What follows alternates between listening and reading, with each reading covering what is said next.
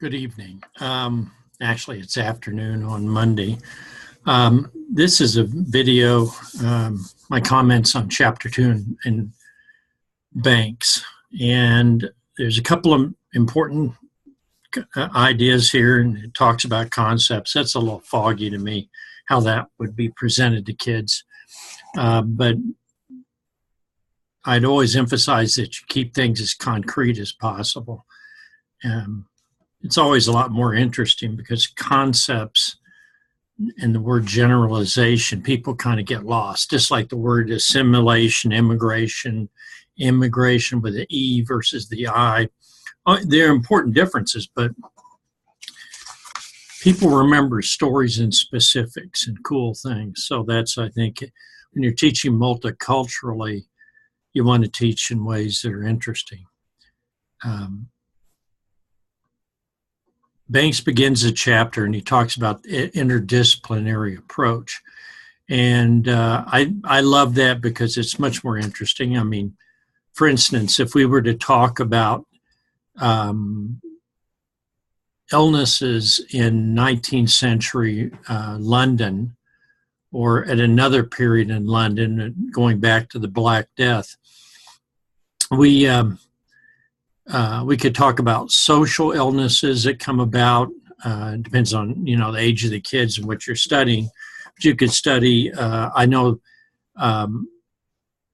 for a long time, alcoholism, they actually had a place called Gin Lane, Gin for the drink, in London. And it's where all the people would drink themselves to death, because alcoholism was rampant in London, particularly, well, actually with a lot of classes, you'd have to go back and study it, but we probably don't have that generalization that alcoholism was a big part of British social life, but it was.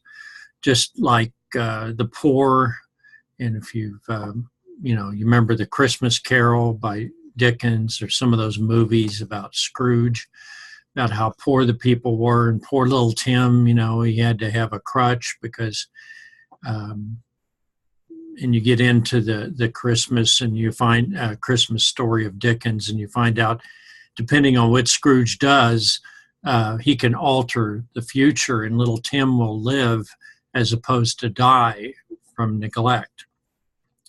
So when you get into literature and sociology and history, and even medical aspects, if you're doing it from a viewpoint of science, you can find all kinds of richness in examining another culture.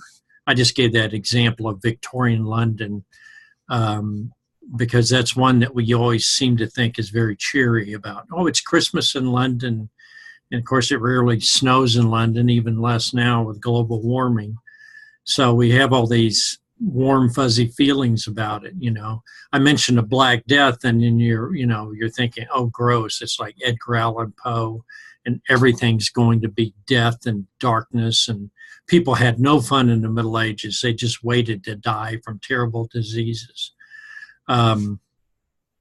So we have all these preconceived, I would call them stereotypes or sentimentalism, about certain periods of time in history or certain places in the world now, and the facts may not bear that out. This chapter is about facts, generalizations, and concepts, and those, facts aren't very interesting by themselves, but you string enough of them together and you get a very good idea of what's going on in a particular culture.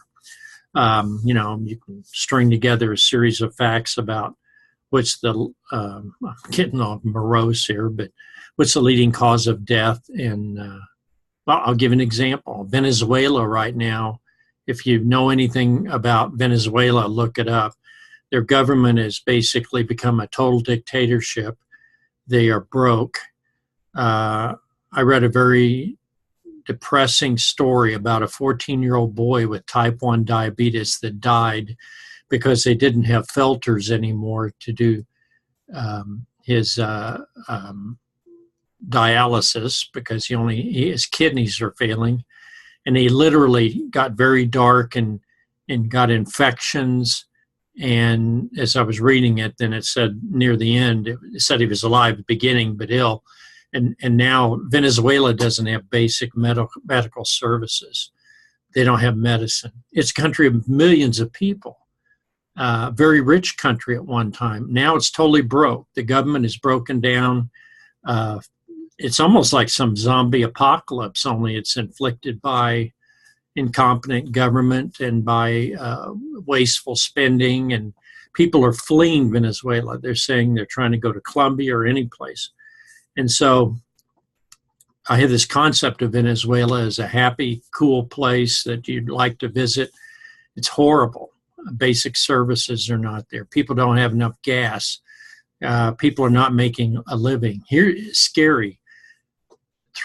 Something like 2/3 to 3/4 of the population, due to starvation, has lost almost 20 pounds in the last year. Now you think about that. They're not on a diet. They're literally starving in a country that was one of the most advanced countries in the world. Scary. But those are a lot of facts that you can put together. And then the concept would be why this is happening, the causality. Okay. And you have to judge with kids. And I wanted to show you a little example here about interdisciplinary. And as I mentioned with Venezuela, you could look at it from the disease, from the economics, from international relations, from what happens when there aren't doctors, or if there are doctors, there's no medicine. They don't have the import. They can't afford to import medicine. That's what they're doing. They can't afford it. They're importing other things for the regime, for the military, whatever. So you may be familiar with the concept of zero. It wasn't invented in the United States. If you think a minute, you probably say, well, zero was invented by the Arabs because we talk about Arabic numbers, and you'd be right. Now, the concept of zero, I just read in an archaeology website that the concept of zero goes back another 500 years, and it's found in India. And I think writing's in Sanskrit. I think it was Sanskrit, but they actually have a thing in there. A person was looking at it in a document that's from when India and Pakistan, it was back when there was just India. There was no Pakistan. And this document's from like 600 BC or 800 BC. And the guy was deciphering it, and he realized that these notations there were were zeros. The Romans had a heck of a time because they had X as 10, and 1 was, one stroke, but they had no zero. You can't write it in Roman numerals, which put a great limitation on certain mathematics advances. So, and I remember reading though, India and then also Babylonia had the concept of zero. Arabs got it probably from them. It wasn't like they invented it themselves, but they may have invented it. Sometimes concepts, important breakthroughs in mathematics or inventions, or happen at different times in different places, or at the same time in different places. Mayan, if you have students from Central America, the Mayan had the concept of zero. They could do very advanced calculations that Europeans couldn't do until they got Arabic numbers. So in that way, the Mayans were much more advanced than the Romans. They could calculate a calendar out for thousands and tens of thousands of years. Sure, it didn't look like the Roman calendar, which is a little more familiar to us, but that makes it, it makes it interesting to me. I love that stuff. Here's really cool things, is that they realized that the Chinese had a way of working with iron and making, I don't know if they made steel, but they were close to it. And they actually had water-driven, it was like a mill, like a sawmill would have water going through, and it would keep the saws running, and you'd have all these cogs in there, whatever, that would transfer the energy over to run a saw back and forth. Well, what was interesting is that I remember, and it's been a while, but they actually found where there were huge hammers that would come down and hammer, because you couldn't do it by hand. It was really too hard. And it would actually hammer large chunks of iron so it could be processed by the Chinese. And you usually don't think of the Chinese within that context. They invented ink. They're given credit for ink, gunpowder, invented in China. It was used for, it wasn't used as a military weapon. It was used more for entertainment initially. Different types of weapons. Another thing I was reading, it was how Norwegians, probably because of the Romans, because people discovered that they were capable of working using pine wood and some kind of a way to blow air in. They were able to make iron weapons in Norway of pretty high quality back in the 800, 700. The Vikings had good steel, or at least good iron. I'm not sure if I'd call it steel. It all had to do with the quality materials you were using and how hot they could get the fire. And apparently the pine would burn down and be hot, and then it would turn to charcoal, and that would burn again and get even hotter. And that, because of the heat, they were able to make changes chemically in the slag of the iron, and they were able to beat it and make better quality iron. I'm sure it was still very heavy. It wasn't as light as steel or as strong as steel. But the guy was comparing these pits in Norway with pits in Italy and Switzerland and other parts of the Roman Empire, and said, well, these things are almost exactly the same blueprint. They're made the same way. And somehow that information got up to the Norwegians, and they happened to have pine, and they were able to, for a long time before the Black Death kind of wiped out that part of Norway, they actually made very good quality iron weapons. See, this stuff is so interesting, whether it's a concept of zero or making iron, Damascus steel, some of the best blades in the world came from the Middle East. I've got a great one here, and this one's something I'm really proud of. It's a book called The Mysteries of the Alphabet, and nothing could be more familiar to kids than the alphabet. Everybody has to learn it. But what are the origins of each alphabetic item?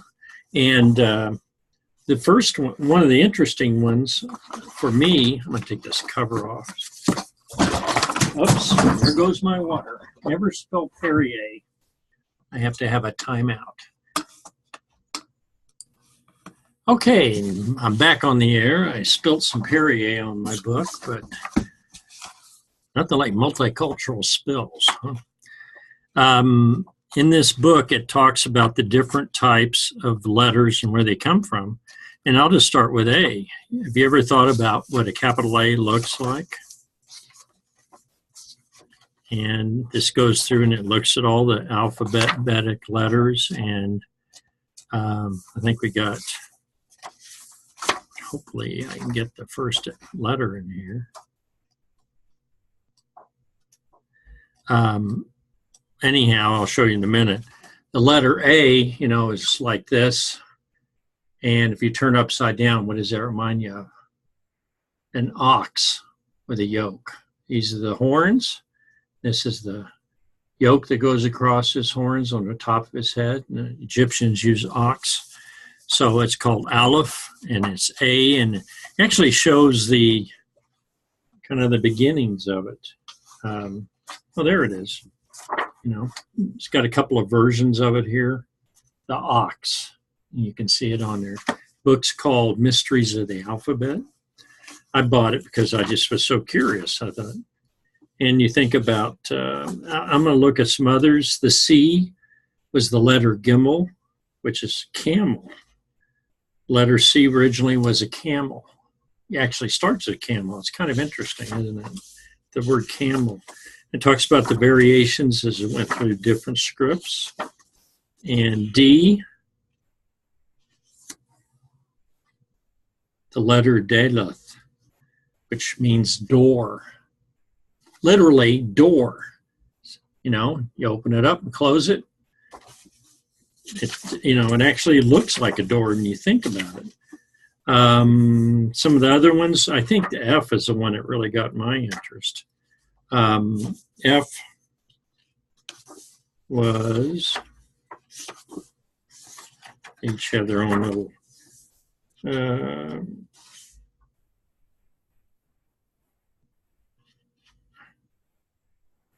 and it also examples the word hand, I think, is used in it. G was a face-to-face encounter, a conflict. There's one, and I thought it was F, but there's one, think about H. What do you think H would be? What kind of object would H be? This is what's so cool. A barrier or an enclosure like a fence, or it could be a ladder that way, but H was literally a fence. And the letter Het, and I'm not sure that's Egyptian or not, but it means barrier or enclosure. So when we talk about Chinese or something being pictographic, also these had origins in that too. Okay, well, now I'm going to move along a little faster because I feel like I have to dry some more here. I don't think Perrier is good for the carpet, but I don't know. I feel more French now. I wanted to say something about page 35. The concept of race is a social construct. What does that mean? It means, how can I say this? It was created by people, but it's not based on facts. It was based on observations of skin color and some variations in people's lips, their ears, their noses, their head, their body type, etc. But it wasn't based on facts. People picked or cherry picked what they wanted to find inferior in other groups and put that on posters and said, and the Nazis were major participants in this, but it was done by people for many years before. It wasn't a Nazi thing only. People tried to show that other groups in their society were physically deficient. And you could tell by looking at their ears, or you could tell by looking at their eyes, or you could test their mental ability. This is why we have things, and I mentioned this book called The Bell Curve, which was published in 1998 by some researchers, and claimed that certain groups in our society, I don't even want to do it the dignity of talking about the groups they put down, or they claimed were inferior. They claimed certain groups were unable to do as well on tests. They had a lower IQ. Similar people have made arguments that minorities can't do math very well, and particularly that women can't do math. Now, are you familiar with the recent movie Hidden Figures about the African-American women that were the computers for the NASA before computers were really used or available to do calculations? I mean, the computers they had in 1960 were primitive. You could just do hand calculations, or you could do it by hand, calculate things out. There weren't even calculators then. I remember that time. I remember the first time I got a calculator, I paid $40 and it added, subtracted, divided, and added. Well, that's twice. Multiplied, divided, added, and subtracted. Now, it's really not very much. You can almost do that in your head in many cases. So I wanted to mention that things like this that try to show that a certain group cannot compete, you get real blowback on or backlash on it, because when you try to say, well, this group of people are inferior, to make such a generalization, and it becomes a stereotype when you apply it. I always tell people stereotype is when you apply it to an individual you don't know. But the generalization can also be very false. And you see plenty of that when people, when women try to go into areas where men have been the dominant group, and people don't accept women in there. They say, well, they can't do this kind of work. Temple Grandin is a perfect example. Remember how sexist that guy was? Well, lady, I don't know if you really belong here. He basically told her she should leave because stockyards are a man's place. Remember that one where they said, you're not even allowed to come in here because they don't allow women here. It would cause a lot of trouble. I mean, men can't control themselves and women are too dangerous. And what bizarre stuff that is. I'll tell you right now, you imagine a stockyard now, if you prohibited women in it, probably wouldn't function. You couldn't run a business. But you find out all these preconceptions or just bigoted attitudes, how dangerous they are. Okay, so I wanted to dispense that concept of race. I've got other stuff later I'll show you. You know, they actually used to have zoos up until 1950s even. They would have places where they'd put a certain tribal group into a display. I think it was in Belgium or Paris or something. They actually did this all through the late 19th century. They would go up and get some Eskimos or Aleuts, or maybe, I'm not sure which group it was. They persuade about 12 or 14 of them to go with the exhibitors, and they'd take them to London or Paris, and they would actually build a little village for them, and they would do their dances and eat their food. But then they just left them there. Most of them died, and they never got to go back to their homes because people were done with them. They'd been kidnapped, basically. And they did that with, they actually did that at some of the world fairs, 1900, the one in St. Louis, I'm not sure if that was 1904 or something. But they would do this, and they would bring them in to exhibit them. And I call them human zoos. And this thing was, can't imagine, it'd be like if you take an animal and put it in a cage. We don't even want to put animals in cages now because we realize how destructive it is. Killer whales are no longer kept in, I think that's prohibited now. So they don't keep killer whales in marine land. I think the last one died that was there, but I can't remember. So we have the concept in the chapter where it talks about generalizations, concepts, and facts. And facts are pretty lowbrow, easy. The Chinese immigrants who came to San Francisco in the 1800s established the Hui Quan. I think that's what it is. I don't speak Chinese, so I'm not going to claim. And you have all these statements, and you first of all want to reject absolutes, things that say always or never, etc., because almost always they're wrong. And I'm saying almost always.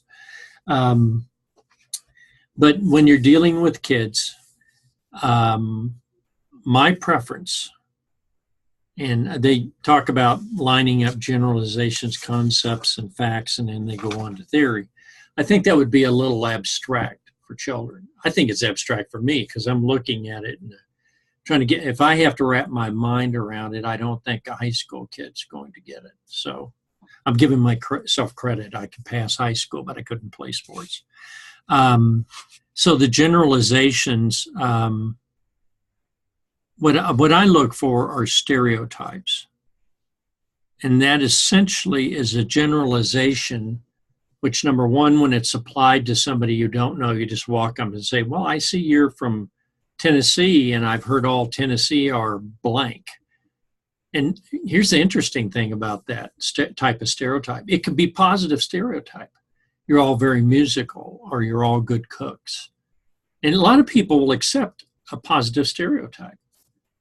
oh, I hear everybody from Nebraska is just really good with plants and they know how to grow things and they're very hardworking.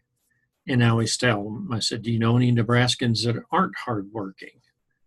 And somebody will raise their hand, not me, of course. I slave in here.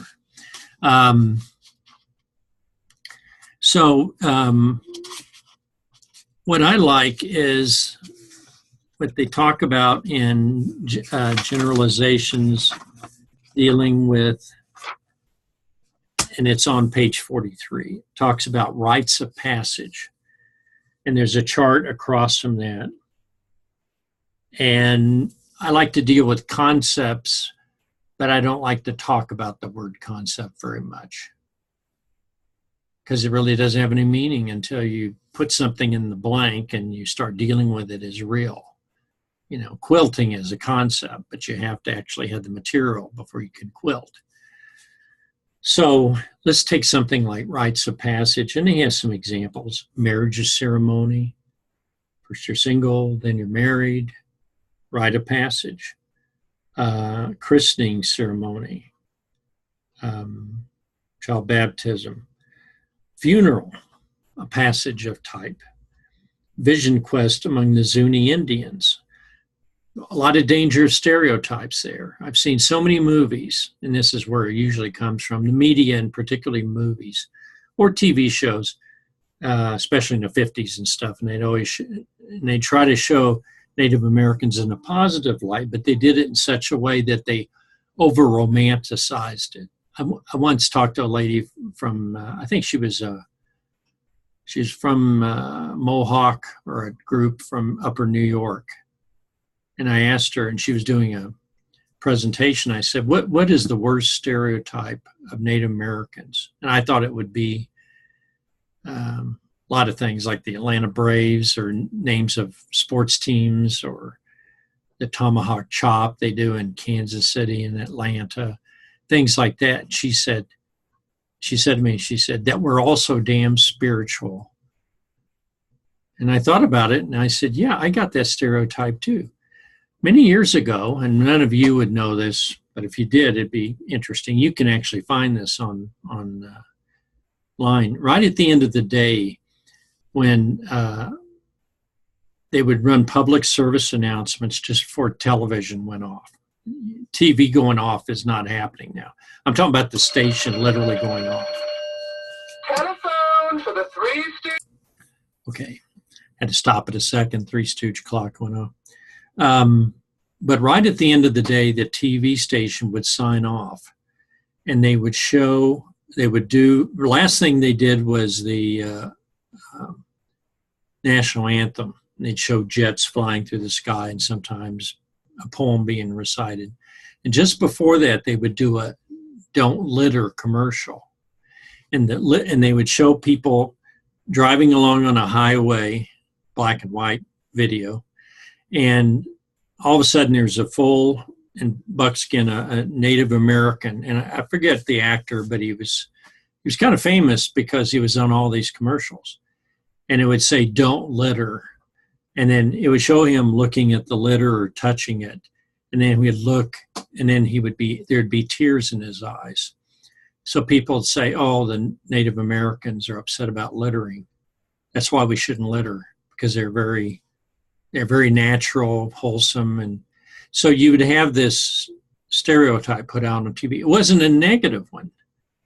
You know, people didn't protest against it, but it was just kind of strange, you know, and that's all I knew of Native Americans, other than movies, which almost never gave me anything factual about them. I didn't know what life was like on a reservation.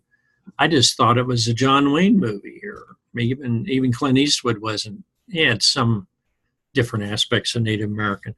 But the point is, she said, we're not that damn spiritual.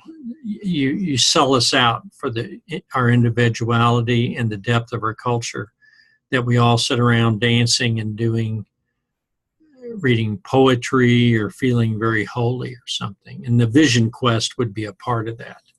Not that there weren't spiritual things, but that the completeness and depth and richness of the culture is totally short-circuited. You're not seeing it. That's why your curriculum, when you deal with the curriculum, I like the fact that you would take something like this, and then kids would go through and try to think about what is a rite of passage, and what would that be. Now, you could look at the marriage ceremony and compare those, make it more narrow, and it'd be more factual, and it'd probably be richer because, comparing a funeral and a marriage ceremony and a bar mitzvah, the S is a girl's coming of age. If you did these, or if you looked at vision quests in general, just among tribes, you'd see different ceremonies, different ways. What is it now? You think about yourself, and this is where you have to make the concepts real, or the details real. Is what are the kids? What are their coming of age? The ones you can talk about. I know there's some that you probably wouldn't be able to talk about in high school, or maybe a different class. But the fact is, what are those? Getting a driver's license, getting a car, getting a job, going to the homecoming dance, first football game. I'm thinking Nebraska stuff here, see. But if I'm in Spain, it's different.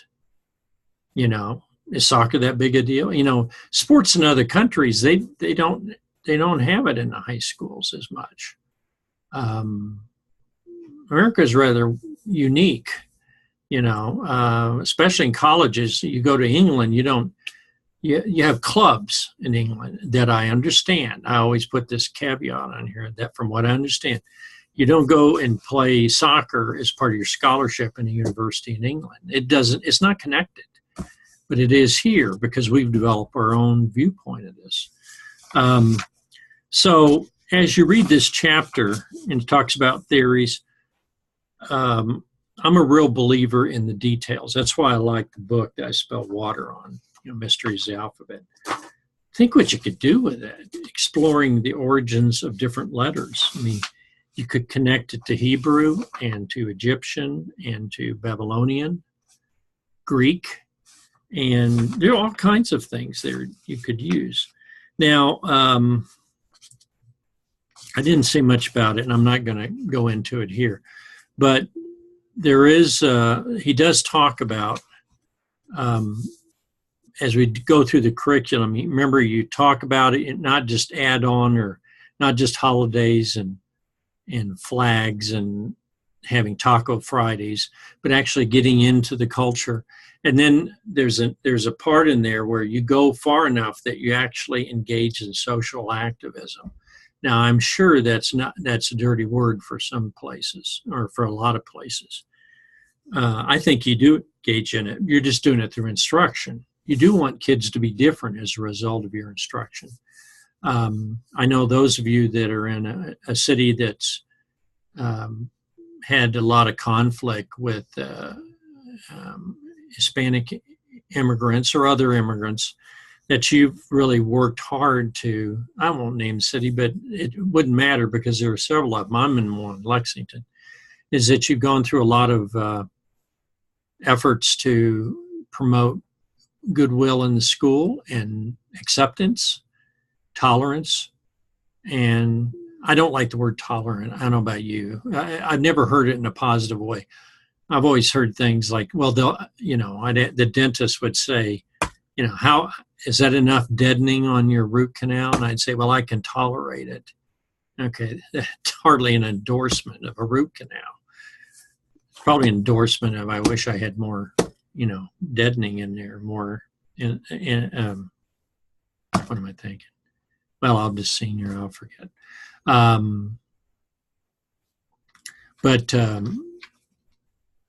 So I'm going to leave it at that for right now. I hope I covered everything. If I say anything stupid, just let me know. I don't know what I said when I spelled the Perrier, but the whole bottle's on the floor and on my book. So, one other thing I wanted to mention. It's important with some concepts. The words have to be immigrate means to go into a country, and immigrate with an E spelled a little differently, no double M's. Emigrate means to leave. We immigrated from Ireland, and we immigrated with an I to the United States. That's important. The word assimilate, it can be used in many ways scientifically too. It means to absorb.